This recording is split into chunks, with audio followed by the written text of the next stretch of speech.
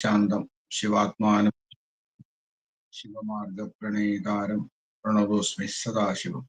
കൃഷ്ണ കൃഷ്ണ മഹായോഗിൻ ഭക്താനാഭയങ്കര ഗോവിന്ദ പരമാനന്ദ സർവം മേ വശമാനയ. സായീശ്വരായ വിദ്മഹി സത്യദേവായ ധീമഹി തന്ന സർവ പ്രചോദയാത്. സായി രാമായ വിദ്മഹി ആത്മാരാമായ ധീമഹി തന്നോ ഭാവ പ്രചോദയാത്. സായിരാം. നമ്മളെ 11ാമത്തെ ചാപ്റ്ററാണ്. മഴക്കാറ് എന്ന ആണ് അതിന്റെ പേര്. അതിന്റെ 1ാമത്തെ പാരഗ്രാഫ് നമ്മൾ വായിച്ചു, 2ാമത്തെ വായിച്ചു തോന്നുന്നുണ്ട്. പക്ഷെ ഞാൻ 2ാമത്തെ ഒന്നുകൂടി വായിക്കാം. അദ്ദേഹത്തിന്റെ പ്രഭാഷണങ്ങളെ പ്രസംഗങ്ങൾ എന്ന് പറയാൻ അനുവദിക്കാറില്ല. അവയ്ക്ക് മുൻകൂട്ടി ഒരു തയ്യാറെടുക്കലുമില്ല. ജനങ്ങൾക്ക് മനസ്സിലാക്കാൻ ദുഷ്കരമായ ഭാഷയോ ആശയാഘാതതയോ ഇല്ല. വെറും പാമര സംഘത്തെ ഉദ്ദേശിച്ചുമല്ല അത്. പ്രഭാഷണങ്ങളെ സംഭാഷണങ്ങൾ എന്ന് പറയുന്നതാണ് അദ്ദേഹത്തിന് ഇഷ്ടം. വ്യക്തിപരങ്ങളായ പ്രശ്നങ്ങളെ ചൂഴ്ന്നറിയുവാനും ഓരോരുത്തരുടെയും സംശയങ്ങൾ നിവാരണം ചെയ്യുവാനും അവയ്ക്ക് കഴിവുണ്ട്. അതിനാൽ ആ പേർ യോജിച്ചു തന്നെ.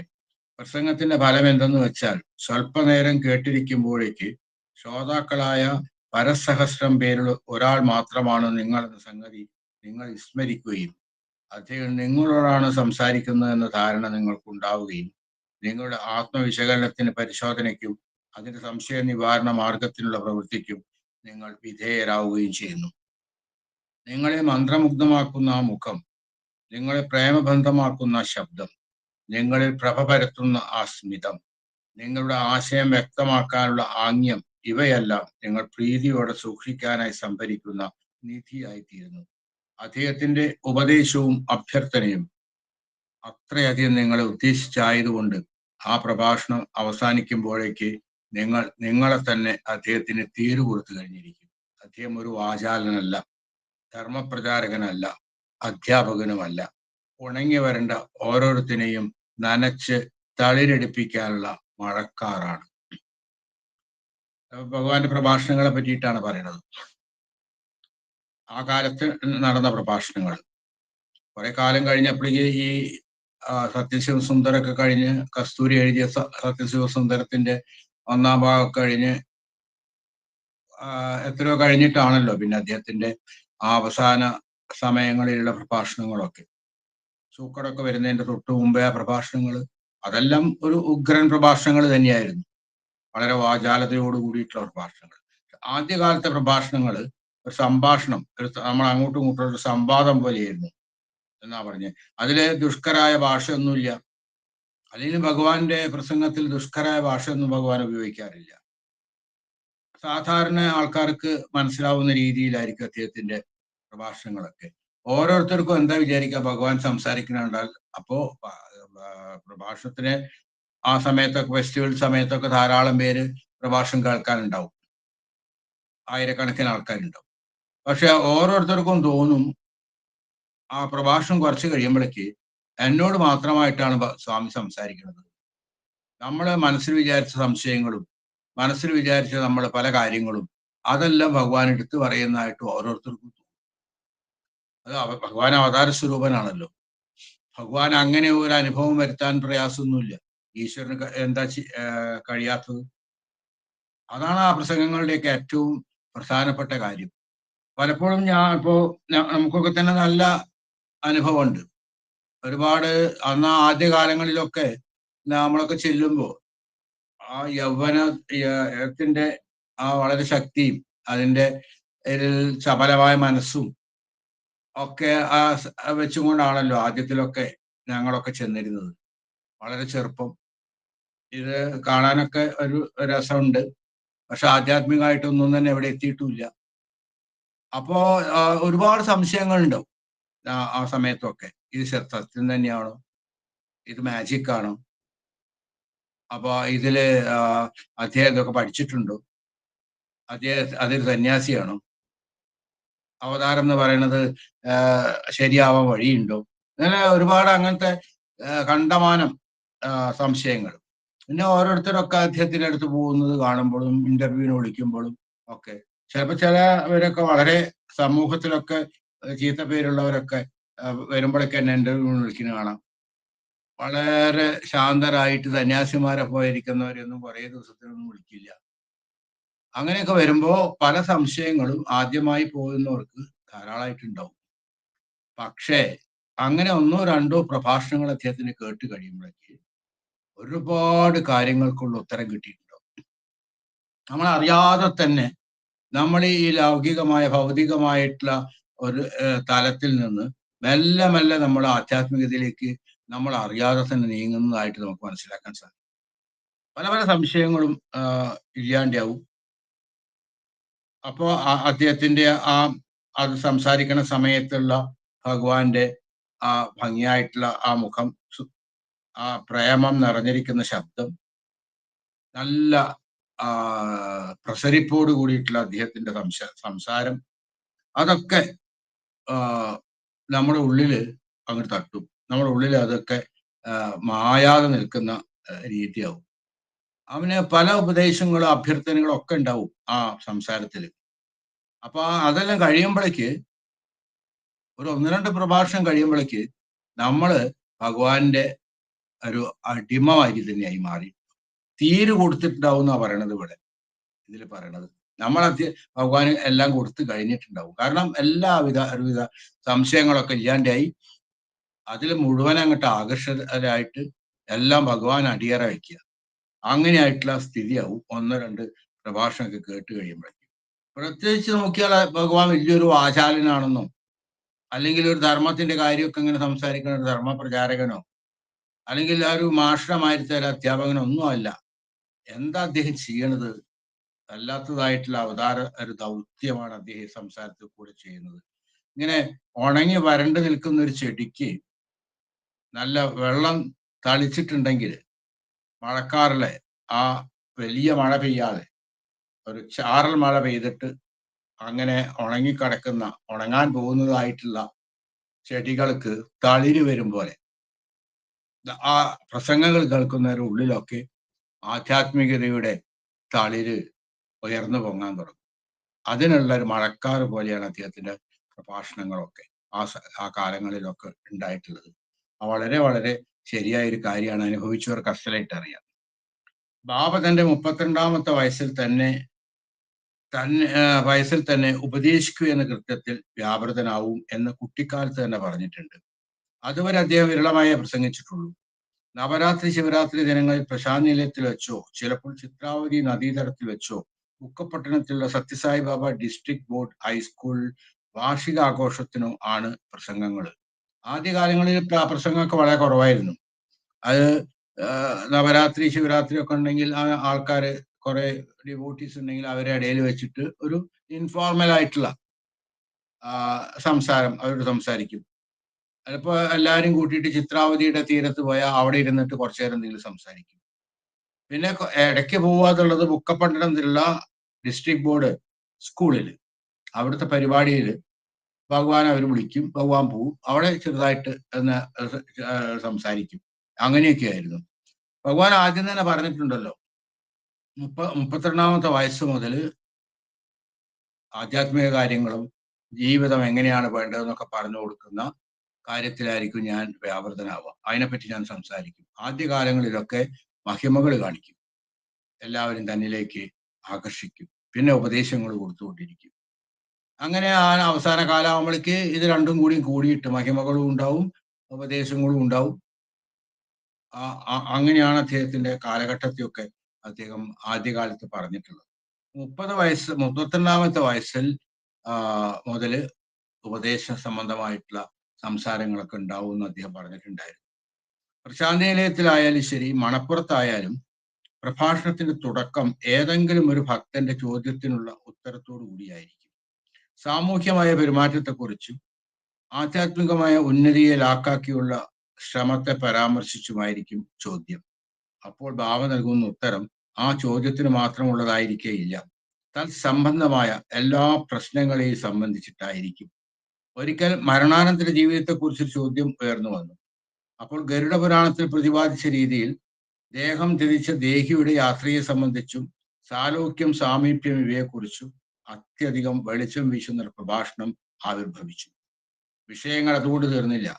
ഓരോ സമുദായത്തിന്റെയും ശവസംസ്കാര രീതിയിലെ ആന്തരാർത്ഥങ്ങൾ, പ്രേതങ്ങളുടെ അസ്തിത്വം, മരിച്ചവരോട് സംഭാഷണം ചെയ്യുവാനുള്ള ശക്യത, പൗത്രന് പിതാമഹനെ പേരിടുന്ന സമ്പ്രദായം മുതലായവ കൂടി വന്നു. തന്റെ പ്രഭാഷണം വ്യക്തമാക്കുന്നതിന് ചോദ്യകർത്താവിനോട് ഭാവിയും ചിലപ്പോൾ ചോദ്യങ്ങൾ ചോദിച്ചു എന്ന് വരാം. അങ്ങനെയുള്ള പ്രഭാഷണങ്ങൾ ഏതാണ്ട് എല്ലാ സ്ഥലത്തു നിന്നും പല സന്ദർഭങ്ങളിലായും ആർഭാടരഹിതമായും ഉത്ഭവിക്കും.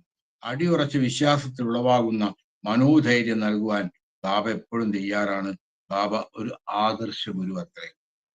അപ്പൊ അത് എവിടെയായാലും ആദ്യകാലങ്ങളിലൊക്കെ പ്രശാന്ത് നീലത്തിലോ അത് ഇനി ചിത്രാവതി മണൽത്തീരത്തോ ഒക്കെ ആകുമ്പോഴും പ്രഭാഷണം തുടങ്ങുന്നതിന്റെ മുമ്പേ ഏതെങ്കിലും ഒരു ഭക്തനായിട്ട് സംസാരിച്ചുകൊണ്ടിരിക്കുന്നതിൽ നിന്ന് അതിൽ നിന്ന് കിട്ടിയ ഒരു വാക്ക് ഉപയോഗിച്ചിട്ടോ അല്ലെങ്കിൽ അതിന്റെ ഒരു ഉത്തരം ഏറ്റുപിടിച്ചിട്ടോ ആയിരിക്കും ഭഗവാൻ അധികം സംസാരിക്കുക. ആ സംഭാഷണത്തിൽ നിന്ന് ഉതിർന്ന ഏതെങ്കിലും ഒരു കാര്യത്തിനെ അനുബന്ധിച്ചുകൊണ്ടാണ് സംസാരിക്കാൻ തുടങ്ങുക.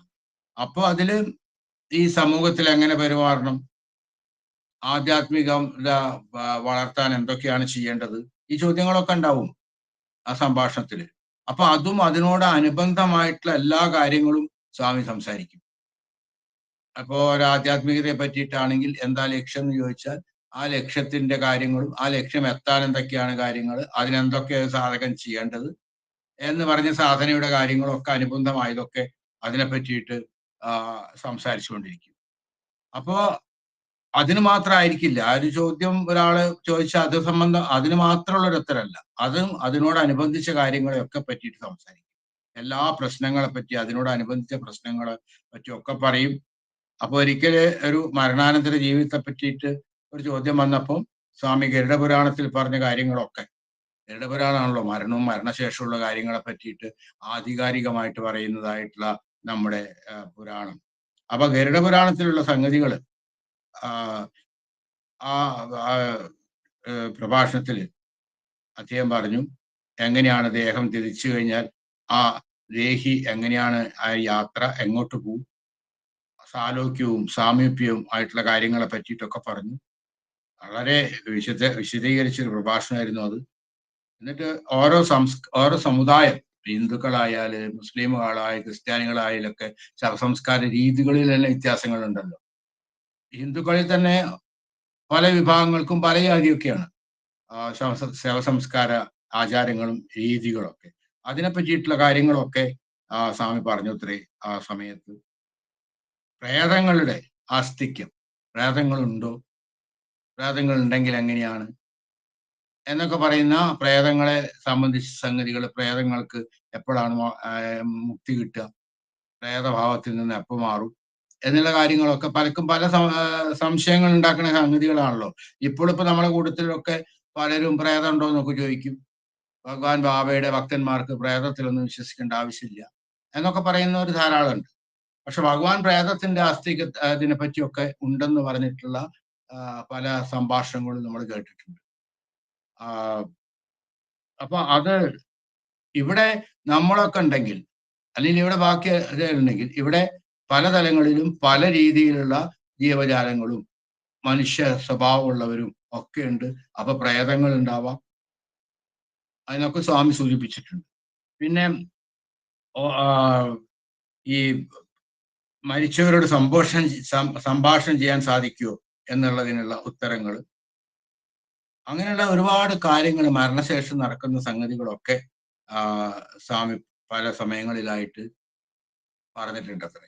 ഞാനെല്ലാം കേൾക്കാൻ തുടങ്ങുന്ന സമയങ്ങളിൽ അത്തരത്തിലുള്ള വിഷയങ്ങളിലേക്കുള്ള രീതിയല്ല സ്വാമി നടത്തിയിരുന്നത്. അങ്ങനത്തെ കാര്യങ്ങളൊന്നും ഞാനൊന്നും കേട്ടിട്ടില്ല.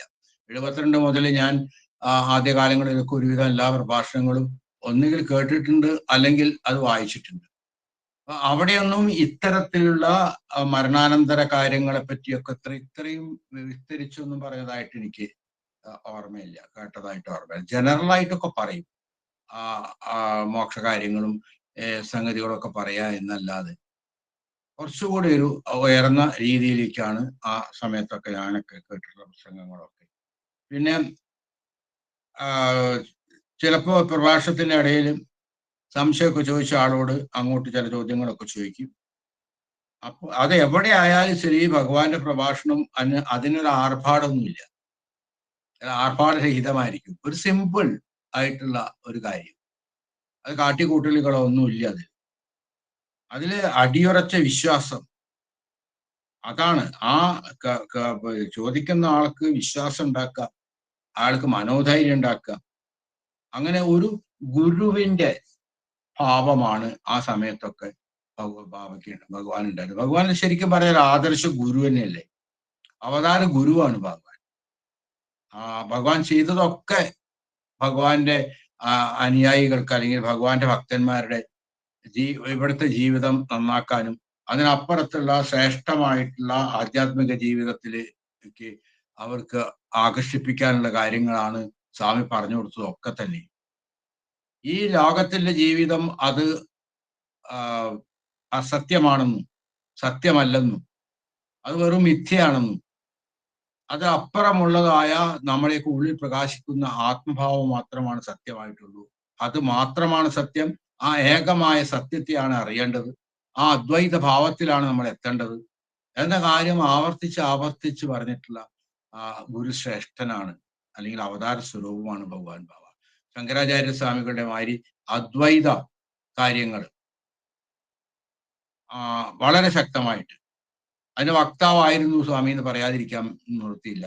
കാരണം ബാക്കിയുള്ള ദ്വൈതവും വിശിഷ്ടാദ്വൈതവും ഒക്കെ പറഞ്ഞിട്ടുണ്ടെങ്കിലും ഭഗവാന്റെ ആകപ്പാടെയുള്ള ഭഗവാന്റെ പ്രഭാഷണങ്ങളൊക്കെ കൂടി നമ്മൾ ശരിക്കും ഒന്ന് അനലൈസ് ചെയ്താൽ ഭഗവാൻ അദ്വൈതത്തിന്റെ വക്താവായിരുന്നു. അതാണ് ഭഗവാൻ പറഞ്ഞു കൊടുക്കാൻ ഭഗവാൻ ശ്രമിച്ചിരുന്നത് എന്ന് ആർക്കും മനസ്സിലാവും. ആ പ്രഭാഷണങ്ങളൊക്കെ ഏകദേശം അങ്ങനെയായിരുന്നു. കുറച്ച് വർഷങ്ങൾക്ക് മുമ്പ് ഹോർസലി കുന്നുകളിൽ ബാബയുടെ കൂടെ ഒരു വാരം താമസിക്കാനുള്ള സൗഭാഗ്യം ചില ഭക്തന്മാർക്ക് ലഭിച്ചു. നിത്യേന പ്രഭാതത്തിലും പ്രദോഷത്തിലും ബാബ ഭക്തരുടെ ഇടയിലിരുന്ന് സാധനയുടെ ഓരോ വശത്തെ സംബന്ധിച്ചും ചർച്ച ചെയ്തു. ഓരോരുത്തരോടും സ്വന്തം ആധ്യാത്മിക പ്രയത്നങ്ങളെയും ആശയ ആദർശങ്ങളെയും മറച്ചു വെക്കാതെ തുറന്നു സമർപ്പിക്കുവാൻ അദ്ദേഹം അഭ്യർത്ഥിച്ചു. ഓരോരുത്തന്റെയും ഹൃദയത്തോടടുത്ത ദൈവത്തിന്റെ നാമരൂപങ്ങൾ ഏതെന്ന് പ്രസ്താവിക്കാൻ പറഞ്ഞു. അവരുടെ ജീവിതത്തെ സംസ്കാര സമ്പന്നമാക്കാൻ ഉതകിയ ഗ്രന്ഥം ഏതെന്ന് ചോദിച്ചു. ജീവിതത്തിന്റെ അന്ത്യ ലക്ഷ്യത്തെക്കുറിച്ചും സാധനയുടെ ലക്ഷ്യത്തെക്കുറിച്ചും ഓരോരുത്തരുടെ ഭാവന ചിത്രം ഏതെന്നും ചോദിച്ചു. സഹാനുഭൂതിയോടെ വിശകലനം ചെയ്തുകൊണ്ട് ഓരോ ഭക്തനെയും അയാളുടെ മാർഗത്തിലേക്ക് തിരിച്ചുവിട്ടു.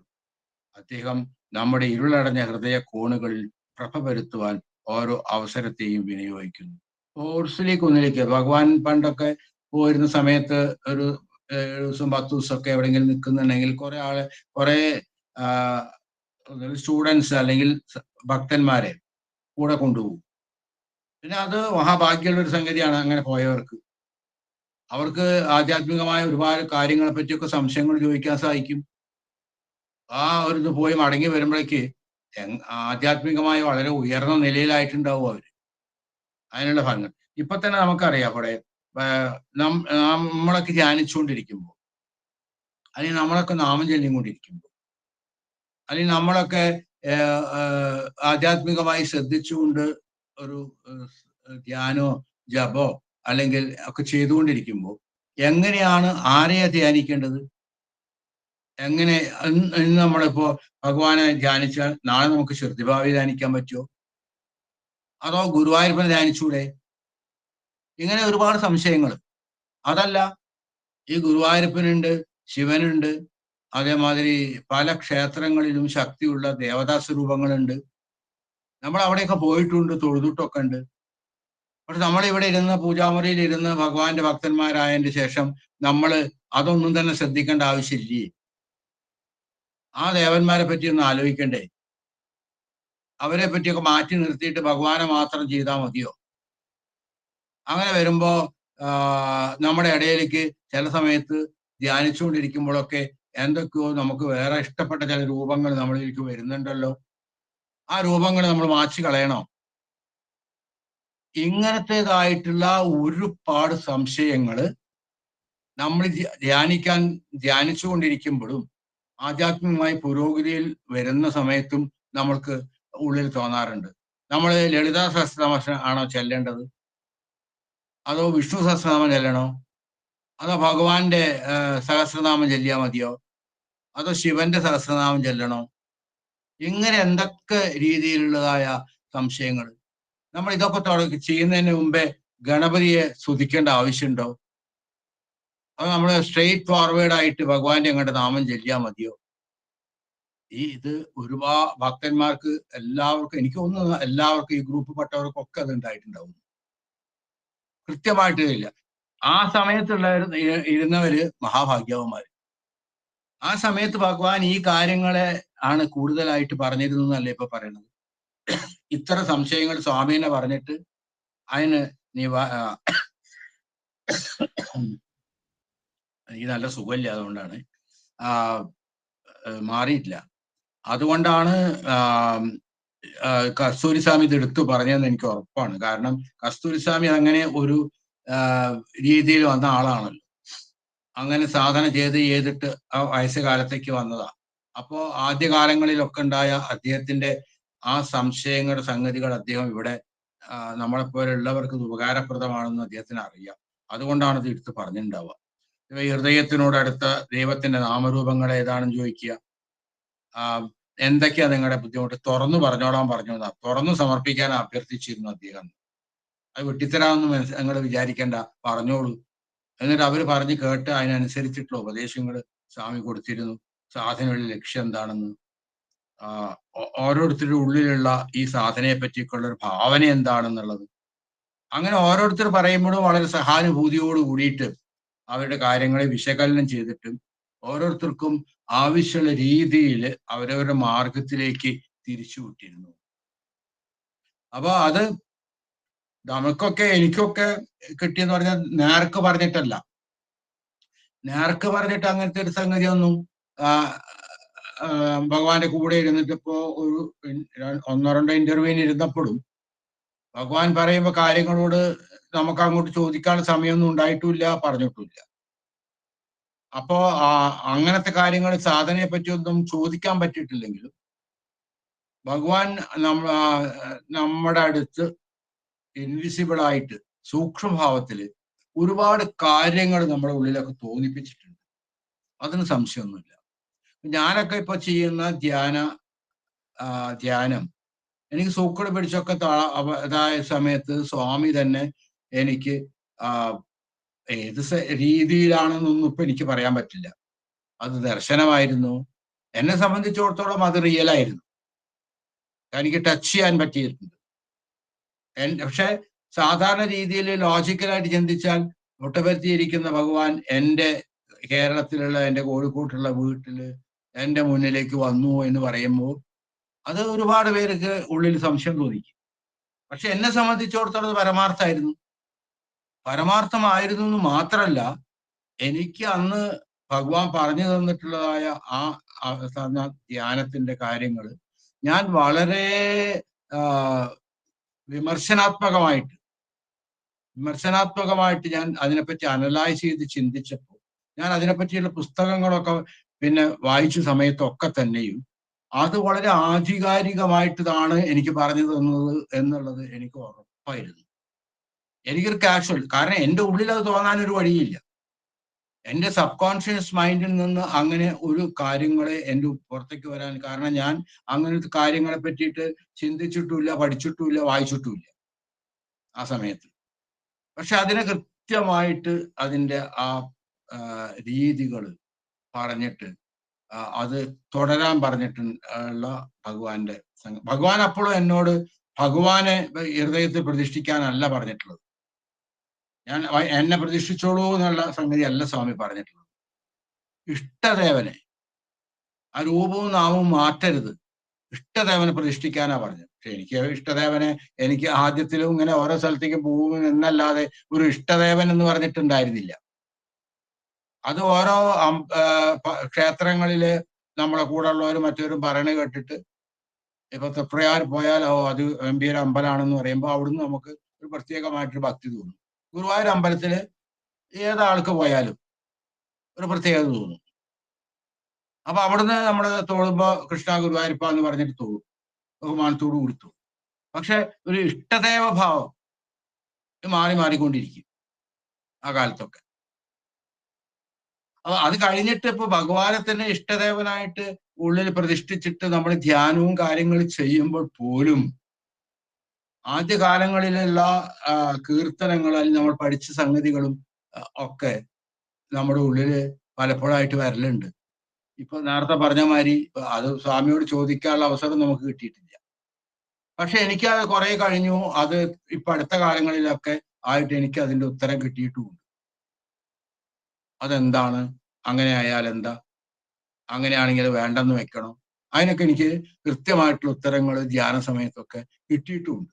അങ്ങനെ എല്ലാവർക്കും കിട്ടുമായിരിക്കും. കാരണം ഇത് ഈശ്വരനാണല്ലോ. ഈശ്വരൻ നമ്മുടെയൊക്കെ ഉള്ളിലുള്ള എല്ലാ കാര്യങ്ങളും അറിയുന്ന ആളല്ലേ.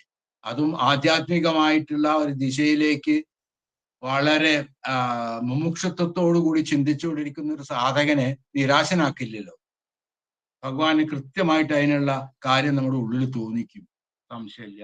അതാണ് ഓരോ ഭക്തനെയും അയാളുടെ മാർഗത്തിലേക്ക് തിരിച്ചുവിട്ട് കൊണ്ടാണ് ഭഗവാന്റെ രീതികളൊക്കെ ഉണ്ടായിരുന്നത്. അദ്ദേഹം നമ്മുടെ ഇരുളടഞ്ഞ ഹൃദയ കോണുകളിൽ പ്രഭ വരുത്തുവാൻ ഓരോ അവസരവും വിനിയോഗിക്കുന്നു. അതിപ്പോഴും നടക്കുന്ന എനിക്ക് തോന്നുന്നു. ഭഗവാൻ ഇവിടുന്ന് സ്ഥൂല സ്വരൂപത്തിൽ പോയെങ്കിലും ഭഗവാൻ എന്നും എപ്പോഴും എവിടെ ഏത് സമയത്തും ഉള്ള ആ ദിവ്യ ചൈതന്യല്ലേ. അത് ഇന്നലെ ഉണ്ടായിരുന്നു, ഇന്നും ഉണ്ട്, നാളെ ഉണ്ടാവും. ആ ദിവ്യ ചൈതന്യം ഏത് രീതിയിലും ഭഗവാനെ വിശ്വസിച്ചുകൊണ്ടിരിക്കുന്ന ഭക്തനെ കാത്തു രക്ഷിക്കാതിരിക്കില്ല. ആത്മാർത്ഥമുള്ള ഭക്തനാണെങ്കിൽ ഭഗവാൻ എല്ലാം അറിയും, ഭഗവാൻ അതിന് വേണ്ടുന്ന കാര്യങ്ങൾ ചെയ്യും. പക്ഷെ ചില അവസരങ്ങളിൽ നമ്മുടെയൊക്കെ കർമ്മഫലങ്ങൾക്ക് അനുസരിച്ചിട്ട് ചിലപ്പോൾ പെട്ടെന്ന് നടക്കില്ല, ചിലപ്പോൾ സമയമെടുക്കും. പക്ഷെ ഒന്നുറപ്പാണ്, നമ്മളെ സസൂക്ഷ്മം വീക്ഷിച്ചുകൊണ്ട് നമ്മൾക്ക് വേണ്ട സമയത്ത് വേണ്ട രീതിയിൽ നമ്മളെ ഭഗവാൻ മുന്നോട്ട് കൊണ്ടുപോകും എന്നുള്ളതിന് സംശയിക്കേണ്ട ആവശ്യം തന്നെയില്ല. അതിനായിട്ട് അങ്ങനെ ആയില്ലല്ലോ, അങ്ങനെ ആയിട്ടില്ലെങ്കിൽ അതിനുള്ള സമയമായിട്ടില്ല എന്ന് വിചാരിച്ചാൽ മതി. ചിലപ്പോൾ അത് ഒരു ജന്മം കഴിഞ്ഞിട്ടായിരിക്കാം, പറയാൻ പറ്റില്ല. പക്ഷെ ഒരിക്കലും അവിശ്വസിക്കാൻ പാടില്ല, ഒരിക്കലും ഇത് ശരിയല്ല എന്ന് തോന്നാൻ പാടില്ല. അവിടെയൊക്കെയാണ് എങ്ങനെയാണ് പരാഭക്തി എന്നുള്ളതിന്റെ ലക്ഷണങ്ങൾ. പരാഭക്തിയിലുള്ള ഒരാൾക്ക് ഭഗവാനെ ഒരു അവിശ്വാസം എന്ന സംഗതി ഉണ്ടാവുകയില്ല, ഒരു സമയത്തും അവിശ്വസിക്കില്ല. അയാളെ ഏത് സംഗതികളും അധികം ഭക്തനെ സംബന്ധിച്ചിടത്തോളം കഷ്ടമൊക്കെ ആയിരിക്കും, ഭൗതികത്തില് ദുരിതമൊക്കെ ആയിരിക്കും. അതൊക്കെ വരുമ്പോഴും ആ നാമം ചൊല്ലിക്കൊണ്ടും ഭഗവാനെ ഉള്ളിൽ കണ്ടുകൊണ്ടും അതൊക്കെ എങ്ങനെയെങ്കിലും ചാടി കടന്ന് മുന്നോട്ട് പോവുക ആ ഭക്തൻ. ആ സമയത്തൊന്നും ഒരു നിരാശയൊന്നും ഭഗവാനെ അങ്ങനെ എനിക്ക് വന്നല്ലോ എന്നൊന്നും വിചാരിച്ചിട്ട് വല്ലാതെ പോയിട്ട് വിഷമിക്കൊന്നുമില്ല. അങ്ങനെ ചെയ്യാൻ പാടുമില്ല. ഈ ഒരു പാരഗ്രാഫിൽ ഇത്തരം കാര്യങ്ങൾ നമുക്ക് ചിന്തിക്കാനുള്ള ഒരു അവസരം തന്ന ഒരു പാരഗ്രാഫാണ്. നമ്മുടെ സാധനയൊക്കെ നടത്തിക്കൊണ്ടിരിക്കുന്ന നമ്മുടെ ആധ്യാത്മിക ജീവിതത്തിൽ നമുക്ക് തോന്നാവുന്ന കുറെ കാര്യങ്ങൾ ഞാൻ പറഞ്ഞു എന്ന് മാത്രമേ ഉള്ളൂ. ഓരോരുത്തർക്കും ഓരോ മാതിരി അനുഭവങ്ങൾ ഉണ്ടായിട്ടുണ്ടാവും, സംശയമൊന്നുമില്ല. ബാലനായിരിക്കുമ്പോൾ തന്നെ അദ്ദേഹം അങ്ങനെ ചെയ്തിട്ടുണ്ട്. കൊണ്ടമ്മ രാജു കൂടി അയാളെ നഴിക്കുക അദ്ദേഹത്തെ കൊച്ചു ഗുരുനാഥൻ എന്ന് അഭിദാനം ചെയ്യുകയും അതേ കാരണത്താൽ കുട്ടിയെ കൂടുതൽ സ്നേഹിക്കുകയും ചെയ്തിട്ടില്ലേ. ആ വയോധികൻ 1950 മരിക്കുന്നതിന് മുമ്പായി ബാബയുടെ ഒരു പ്രസംഗം ശ്രവിച്ചുകൊണ്ടിരിക്കുമ്പോൾ അദ്ദേഹത്തിന്റെ മുഖം അഭിമാന സന്തോഷങ്ങൾ കൊണ്ട് വീർത്ത് വികസിച്ചു വരുന്നത് ഞാൻ കണ്ടിട്ടുണ്ട്. കൊണ്ടമ്മ രാജു നമ്മൾ പറഞ്ഞല്ലോ, അദ്ദേഹത്തിന്റെ മുത്തശ്ശൻ. ആ കൊണ്ടമ്മ രാജു ഭഗവാനെ കൊച്ചു ഗുരുദാസൻ എന്നുള്ള രീതിയിലാണ് കണ്ടിരുന്നത്.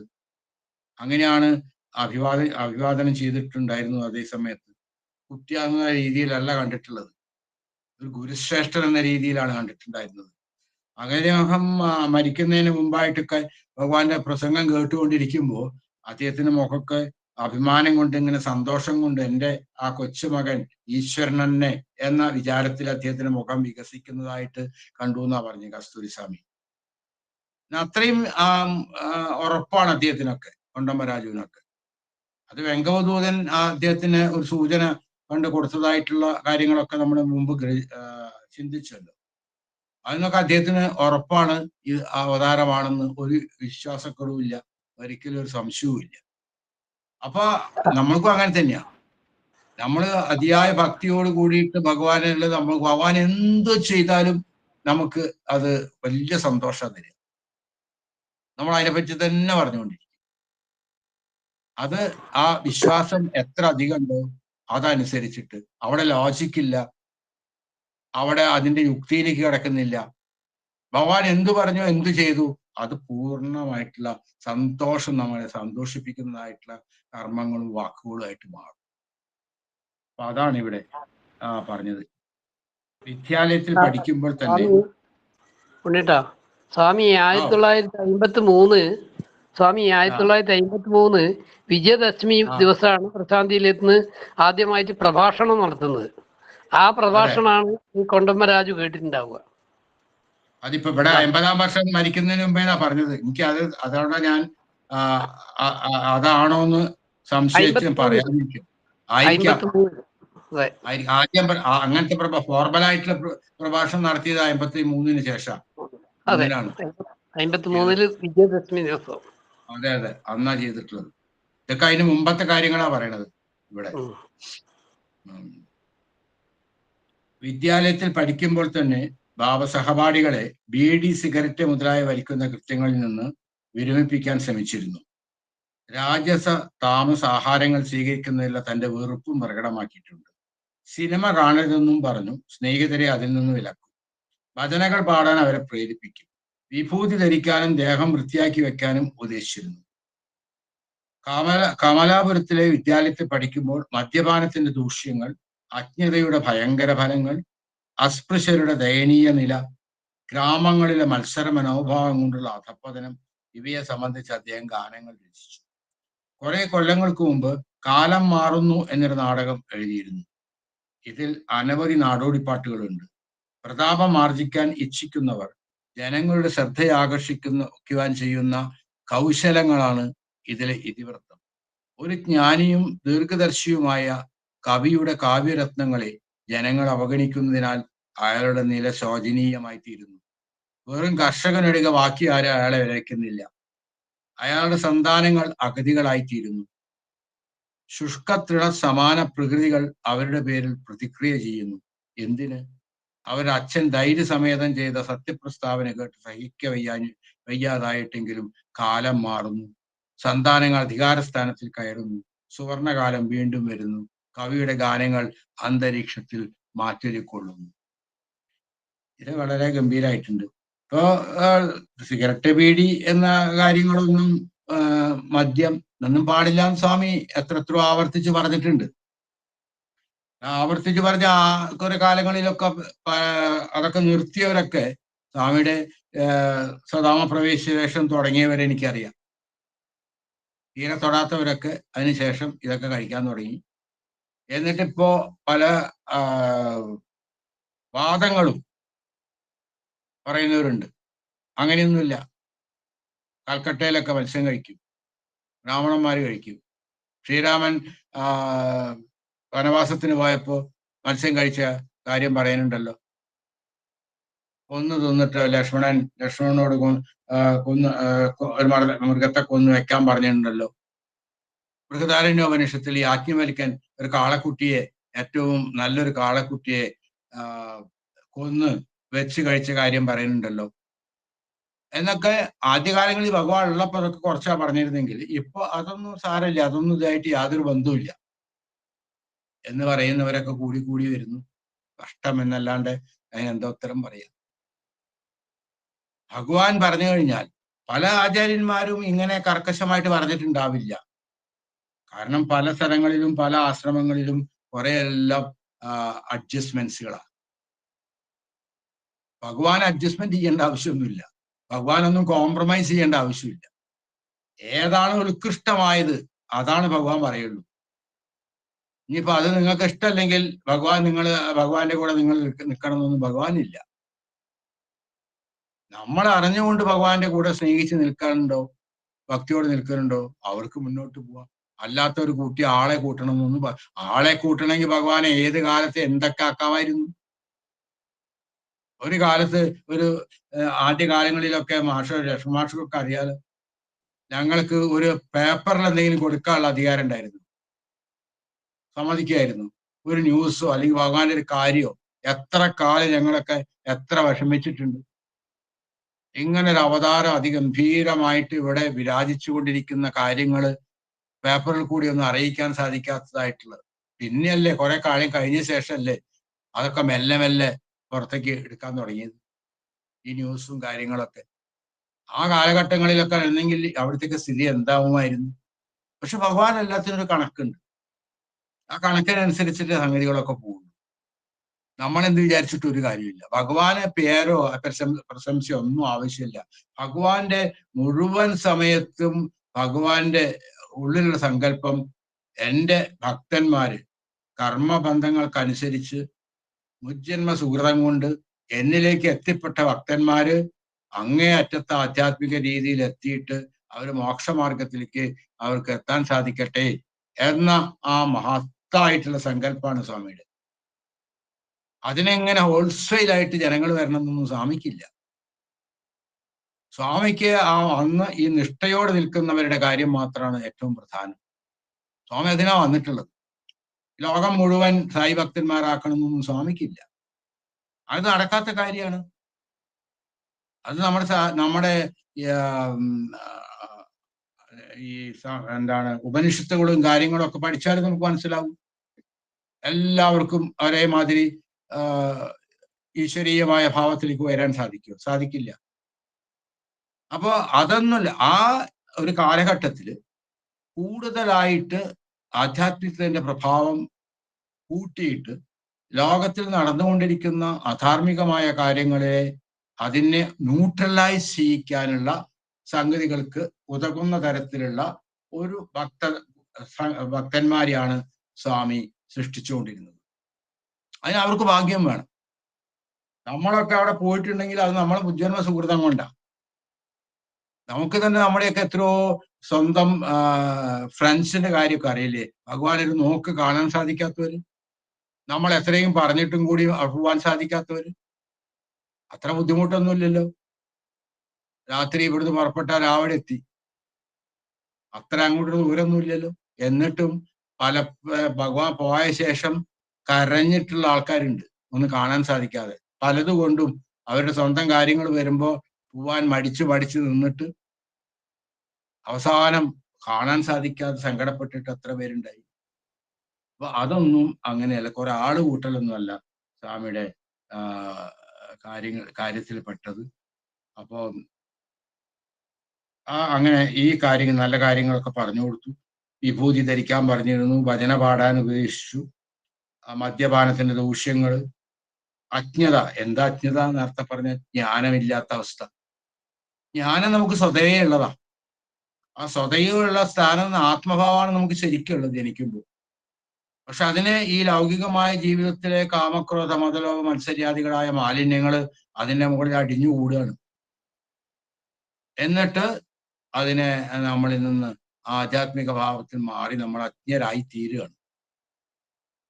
ആ അജ്ഞത മാറ്റിയിട്ട് നമ്മുടെ സ്വതസിദ്ധമായ ഭാവത്തിലേക്ക് എത്തണം. അതിന്റെ കാര്യങ്ങൾ സ്വാമി അജ്ഞതയുടെ ഭയങ്കര ഫലങ്ങൾ, പാവങ്ങളുടെ ദയനീയ സ്ഥിതി, ഗ്രാമങ്ങളിലൊക്കെ ജനങ്ങൾ അങ്ങോട്ടും ഇങ്ങോട്ടും കലഹിച്ചിട്ടുണ്ടാക്കുന്ന ബുദ്ധിമുട്ടുകൾ, അതിനെപ്പറ്റിയൊക്കെ സ്വാമി ഗാനങ്ങളൊക്കെ രചിച്ചിരുന്നു ആൾക്കാർക്ക് മനസ്സിലാവാൻ വേണ്ടിയിട്ട്. കുറെ കൊല്ലം മുമ്പ് കാലം മാറുന്നു എന്നൊരു നാടകം സ്വാമി എഴുതിയിട്ടുണ്ടായിരുന്നു അത്രേ. അത് നമ്മൾക്ക് വായിക്കാൻ കഴിഞ്ഞിട്ടില്ല, എനിക്ക് കിട്ടിയിട്ടില്ല. കാലം മാറുന്നു എന്നൊരു നാടകത്തിന്റെ ഉള്ളടക്കം എന്താന്ന് എനിക്കറിയില്ല. കുറെ നാടോടി പാട്ടുകൾ സ്വാമി ഉണ്ടാക്കിയിട്ടുണ്ടായിരുന്നു. അപ്പോ അതിലൊക്കെ സ്വാമി പറയണത്, നമ്മൾ ഏത് കർമ്മം ചെയ്യുമ്പോൾ ഇപ്പൊ അത് നമ്മൾ ആലോചിക്കേണ്ടത് ഓർഗനൈസേഷനിൽ പ്രവർത്തനമൊക്കെ ചെയ്യും പ്രതാപം ആർജിക്കാൻ വേണ്ടിയിട്ട്, പ്രശംസ പിടിച്ചു പറ്റാൻ വേണ്ടിയിട്ട് ആവരുത് നമ്മൾ ആധ്യാത്മികമായ കാര്യങ്ങളിലൊക്കെ അവിടെ ഒരു കൗശലം കാണിച്ചുകൊണ്ട് എൻ്റെ കാര്യം ഞാൻ വലിയ ആളാവണം എന്നുള്ള രീതിയിലുള്ള സംഗതികൾ പാടില്ല എന്ന കാര്യങ്ങളാണ് ആ ഇതിവൃത്തമായിരുന്നത് ഭഗവാന്റെ നാടോടി പാട്ടുകളിലൊക്കെ ആദ്യമായിട്ട്. ഇപ്പോ ഒരു ജ്ഞാനിയും വളരെ നല്ലൊരു കവി ഉണ്ടായിരുന്നു. ആ കവിയെ അയാൾക്ക് ഒരു ഗോഡ് ഫാദർ ഒന്നും ഉണ്ടായിട്ടില്ല. അയാളെ വലുതാക്കാൻ ആരും ഉണ്ടായിരുന്നില്ല. അയാളെ വലുതാക്കാൻ ആർക്കും അറിയാണ്ടായി. അദ്ദേഹത്തിന്റെ കാര്യങ്ങൾ പുറത്തൊന്നും അറിയണില്ല, പറഞ്ഞു നടക്കാൻ ആരില്ല. ഒരു ഒരു ഒരു ഒരു കർഷകന് മാത്രം അദ്ദേഹത്തിനെ നല്ലോണം അറിഞ്ഞിട്ടുള്ളൂ. അയാൾ ആരാ വില വയ്ക്കുക? അയാൾ പറഞ്ഞ ആരും കേൾക്കൂ? അങ്ങനെ അയാളുടെ കുട്ടികൾക്കൊക്കെ ബുദ്ധിമുട്ടായി ജീവിക്കാനൊക്കെ. അപ്പോൾ കുട്ടികൾക്ക് അദ്ദേഹത്തിനോട് അവഗണനയായി. പക്ഷെ ആ അച്ഛൻ ഒരിക്കലും മോശമായ കാര്യങ്ങളൊന്നും ചെയ്തില്ല.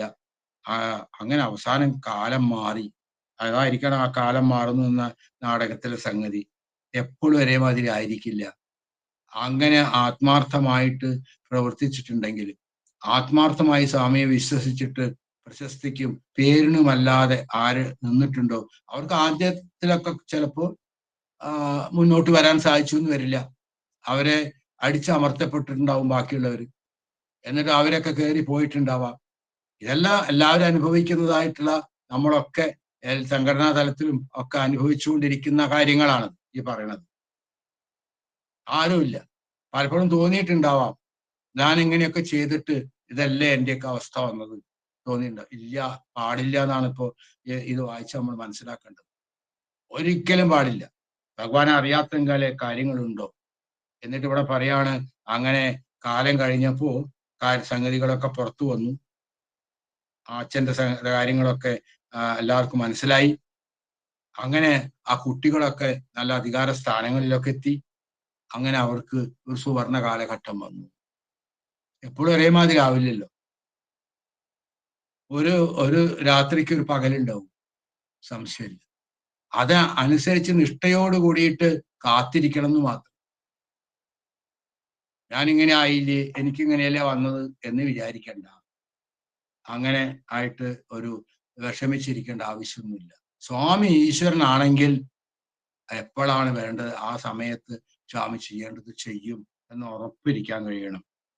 അങ്ങനെ ആ കവിയുടെ ഗാനങ്ങളൊക്കെ, വേണ്ട മാതിരി ശ്രദ്ധിക്കാത്ത ഗാനങ്ങളൊക്കെ പിന്നെ അന്തരീക്ഷത്തില് മാറ്റൊലിക്കൊണ്ടു എന്ന് പറഞ്ഞിട്ടൊരു കാര്യം ഇവിടെ പറഞ്ഞിട്ടുണ്ട്. നമ്മുടെ സംഘടനാ പ്രവർത്തനത്തിലൊക്കെ പലപ്പോഴും നമുക്കൊക്കെ ഉണ്ടാവുന്ന മനോവേദനകൾ, പലപ്പോഴും നമ്മളൊക്കെ എന്ത് ആത്മാർത്ഥമായിട്ട് ചെയ്യുമ്പോഴും നമുക്ക് വന്നു വരുന്ന പ്രതിബന്ധങ്ങൾ, നമ്മളെ അവഗണിക്കുന്നതായിട്ടുള്ള കാര്യങ്ങളൊക്കെ സാധാരണ ഭൗതിക രീതിയിലൊക്കെ വളരെയധികം നമ്മൾ അസ്വസ്ഥരാക്കുമ്പോൾ, ഭഗവാന്റെ കാര്യമായതുകൊണ്ട് അതൊന്നും നമ്മൾ കാര്യമായിട്ട് നമ്മൾ എടുക്കലില്ല. നമ്മൾ അങ്ങനത്തെ ഒരു പ്രതികരണം ചെയ്യലുമില്ല. അവിടെ ഇവിടെയൊക്കെ പറഞ്ഞു പോയിട്ടുണ്ടെങ്കിലും അതൊന്നും നമ്മൾ കാര്യമായിട്ടുള്ളിൽ എടുക്കാൻ പാടില്ല എന്നുള്ളതാണ് ഇതുകൊണ്ട് മനസ്സിലാക്കേണ്ടത്.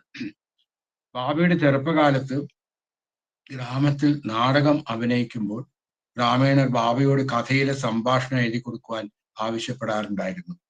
ബാബ തന്നെ നടിക്കുന്നുവെന്നിരിക്കട്ടെ, അപ്പോൾ തന്റെ ഭാഗത്തിന് വേണ്ടുന്ന ഗാനം, സംഭാഷണം ഇവ താൻ തന്നെ രചിക്കും.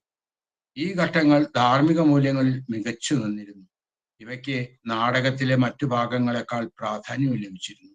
ഭാഷയുടെ സ്ഫുടത, മധുരിമ, ഹൃദയസ്പർശ ശക്തി ഇവയാൽ പരീക്ഷിത്ത്, മാർക്കാണ്ഡേയൻ എന്നീ നാടകങ്ങളും ബാബ രചിച്ചിട്ടുണ്ട്. ഇവയിൽ പുരാണ ഇതിഹാസ സത്യത്തിന്റെ നൂതന വശങ്ങൾ പ്രകടമാക്കിയിട്ടുണ്ട്. ചെറുപ്പകാലത്ത് നമ്മളെ പുട്ടപ്പരുത്തി ഗ്രാമം അത് വിജയരാജ സാമ്രാജ്യത്തിന്റെ ഒരു പ്രത്യേകതയായിരുന്നു. ഈ കലാരൂപങ്ങൾ, നാടകത്തിന്റെ മാതിരി സംഗീതം ചൊല്ലിക്കൊണ്ടുള്ള നാടകങ്ങൾ, സംഗീതാത്മകമായിട്ടുള്ള നാടകങ്ങൾ, അതൊരു അവരുടെ ഒരു പ്രധാനപ്പെട്ട സംഗതിയായിരുന്നു. അതിന് പ്രശസ്തി ആർജിച്ച സ്ഥലമായിരുന്നു. വിജയനഗരം ഡൈനാസ്റ്റിയിലെ രാജാക്കന്മാര് അതിനെ പ്രോത്സാഹിപ്പിച്ചവരാ. പുട്ടപ്പരുത്തിയില് അവരൊക്കെ പൈസ കൊണ്ടൊക്കെ വളരെ പാവപ്പെട്ടവരായിരുന്നെങ്കിലും ഈ കലാരംഗങ്ങളിൽ, സംഗീതത്തിലും ഇതേമാതിരി ആധ്യാത്മിക കാര്യങ്ങളിലും അവർ മികച്ച രീതിയിലുള്ളവരായിരുന്നു. നല്ല നാടകം ചെയ്യുന്നവരും സംഗീതം ചൊല്ലുന്നവരൊക്കെ, കീർത്തനം ചൊല്ലുന്നവരൊക്കെ അവരുടെ ഇടയിൽ ഉണ്ടായിരുന്നു. അപ്പൊ അവിടെ നാടകം ഇടയ്ക്കിടയ്ക്ക് ഉണ്ടാവും. ചിലപ്പോ ഭഗവാനോടാണ് കഥയിലെ സംഭാഷണമൊക്കെ എഴുതി കൊടുക്കാൻ അവർ പറയാറുണ്ടായിരുന്നു. ഭഗവാൻ ചെയ്തു കൊടുക്കുകയും ചെയ്യും. ചിലപ്പോൾ ഭഗവാൻ നടിക്കുമ്പോൾ ഭഗവാന്റെ ഭാഗത്തിലുള്ള വേണ്ട ഗാനം, സംഭാഷണം അത് ഭഗവാൻ തന്നെ രചിക്കും. താൻ ചെയ്യേണ്ട കാര്യങ്ങൾ അത് വളരെ ഗംഭീരമായിരുന്നു എന്നാ പറയുന്നത്. ഭഗവാൻ നടിച്ച്, ഭഗവാൻ തന്നെ അഭിനയിച്ച്, ഭഗവാൻ തന്നെ സംഗീതം നൽകിയിട്ടുള്ളതായ ആ കാര്യങ്ങൾ, ധാർമ്മിക മൂല്യങ്ങളിൽ അങ്ങേയറ്റം പ്രകാശിപ്പിച്ചിട്ടുള്ള സന്ദർഭങ്ങളായിരുന്നു. ബാക്കി നാടകത്തിലെ ബാക്കി കാര്യങ്ങളെക്കാളും പ്രാധാന്യം സ്വാമിയുടെ ആ പ്രസൻസിൽ ഉണ്ടായിരുന്നു എന്നാണ് അവിടെ പറയുന്നത്. അത് അതിന്റെ സ്ഫുടത, അതിന്റെ മധുരിമ, അത് ഓരോരുത്തരെ ആകർഷിക്കുന്ന അതിന്റെ ശക്തി ഒക്കെ. സ്വാമി പല കഥാപാത്രങ്ങളെയും, പുരാണ കഥാപാത്രങ്ങളെ, മാർക്കാണ്ഡേയൻ, പരീക്ഷിത്ത്, അവരെ പറ്റിയൊക്കെയുള്ള നാടകങ്ങൾ രചിച്ചിട്ടുണ്ട്. അതില് പ്രത്യേകിച്ച് പറയണത് ആ പുരാണ ഇതിഹാസ കാര്യങ്ങളുടെ നൂതനമായ വശങ്ങളെ പ്രകടമാക്കിയത്. പുരാണ ഇതിഹാസങ്ങൾ ഒരു കാലഘട്ടത്തിലെ രീതിക്കനുസരിച്ച് പറഞ്ഞിരുന്നതിന്, ആ ആശയത്തിന് നമ്മൾ ജീവിച്ചുകൊണ്ടിരിക്കുന്ന സമയത്തേക്ക് അനുബന്ധമായിട്ട് ചെയ്യാൻ സാധിക്കുക, അത് ഇന്ന് പറയാൻ സാധിക്കുക. ഈ ഭാഗവതമൊക്കെ പഴയ രീതിയിൽ അന്ന് പറഞ്ഞ മാതിരി തന്നെ പറഞ്ഞു കഴിഞ്ഞാൽ, അന്നത്തെ കാലഘട്ടത്തിന് അനുയോജ്യമായി തന്നെ പറഞ്ഞാൽ, ഇന്നത്തെ ചിന്തിക്കുന്ന ജനത അതിനെ സ്വീകരിക്കണമെന്നില്ല. ആ ആശയങ്ങളെ, അത് പറഞ്ഞു തന്ന തത്വങ്ങളെ, സമൂഹത്തില് അതിന്റെ പ്രസക്തിയെ, അത് ഇന്നത്തെ കാലത്തിന്റെ സമ്പ്രദായങ്ങളുമായി കൂട്ടിയിണക്കിക്കൊണ്ട് പറയുമ്പോഴാണ് ഏത് സമയത്തും ഭാഗവതമൊക്കെ ഏറ്റവും സനാതനമായിട്ടുള്ള ഒരവസ്ഥയിലേക്ക് എത്താൻ സാധിക്കുക. ഇല്ലെങ്കിൽ ഒരു വളരെ ശുഷ്കമായിട്ടുള്ള പഴയ രീതി, കുറെ സംസ്കൃത ശ്ലോകം ചൊല്ലി, കുറെ പഴയ കാര്യങ്ങളൊക്കെ പറഞ്ഞ് അങ്ങനെ പറഞ്ഞ് കുറെ 7 ദിവസം അങ്ങോട്ട് പോകും. പക്ഷെ അതെടുത്തിട്ട് ഇന്നത്തെ കാലഘട്ടത്തിന് അനുയോജ്യമായ രീതിയിൽ, മനുഷ്യരുടെ സ്വഭാവങ്ങളുടെ രീതിയും സത്യത്തിന്റെയും ധർമ്മത്തിന്റെയും അതിന്റെ അനിവാര്യതയും സമൂഹത്തിൽ അതില്ലാത്തതായ ബുദ്ധിമുട്ടുകളും ഒക്കെ അതിലെ കഥകളെയും അതിലെ കാര്യങ്ങളെയും എടുത്തുകൊണ്ട് പറയുമ്പോൾ അത് സ്വീകാര്യമാവും സമൂഹത്തിന്. ഇപ്പോഴൊക്കെ ഭാഗവതത്തിലൊക്കെ സ്ഥിതി എന്താ വെച്ചാൽ, സപ്താഹമൊക്കെ നടക്കുമ്പോൾ നമ്മൾ വിരലിലെണ്ണാവുന്ന ഒരു 2 കുട്ടികളെ കൂടി കിട്ടില്ല, ചെറുപ്പക്കാരെ കിട്ടില്ല. അവർക്കത് മനസ്സിലാക്കേണ്ടത്, അങ്ങേയറ്റത്തെ വയസ്സായിട്ട് എത്തിയ ആൾക്കാര് അത് ഒരു ആചാരം അല്ലെങ്കിൽ ഒരു ഭക്തി കൂട്ടേണ്ട കാര്യമാണെന്നുള്ള രീതിയിൽ വന്നിരിക്കും, ബുദ്ധിമുട്ടിയിട്ട്. പക്ഷെ ന്യൂ ജനറേഷൻ ഇത് കേൾക്കാൻ അവർ വന്നാൽ തന്നെ കേൾക്കുന്നത് പഴഞ്ചൻ പല കാര്യങ്ങളാണ്. അപ്പൊ അവരെ അതിലേക്ക് ആകർഷിക്കാൻ പറ്റില്ല. പിന്നെ അത് കേട്ടാൽ, പുതിയതാരും കേട്ടാലോ, പുതിയ തരത്തിൽ കേട്ട് കഴിഞ്ഞാൽ നമുക്ക് മനസ്സിലാക്കാൻ സാധിക്കും. ഒരാൾ വന്നിട്ടുണ്ടെങ്കിൽ അയാൾ പിറ്റേ ദിവസം 2-3 ആളെയൊക്കെ കൂട്ടിക്കൊണ്ടിരുന്ന അവസരങ്ങളൊക്കെ നമ്മൾ കണ്ടിട്ടുണ്ട്. പക്ഷെ ജനറലി എങ്ങനെയൊക്കെയാണ് എന്നർത്ഥം. അപ്പാണ് പുരാണ ഇതിഹാസ സത്യത്തിന്റെ നൂതന വശങ്ങൾ പ്രകടമാക്കാറുണ്ട് എന്ന് പറഞ്ഞതിന്റെ അർത്ഥം. സായി അവതാരത്തിന് ഗുരു എന്ന നില അത്യന്താപേക്ഷിതമത്രേ.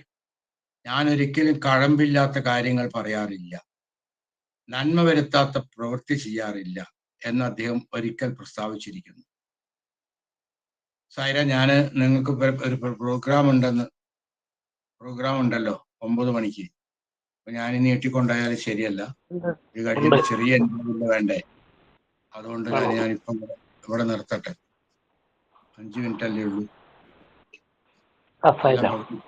പാദങ്ങളില് വെച്ചിട്ട് നമുക്ക് അടുത്ത ആഴ്ച ഇതിനെപ്പറ്റി കൂടുതലായിട്ട് പറയാം. സായിറാം.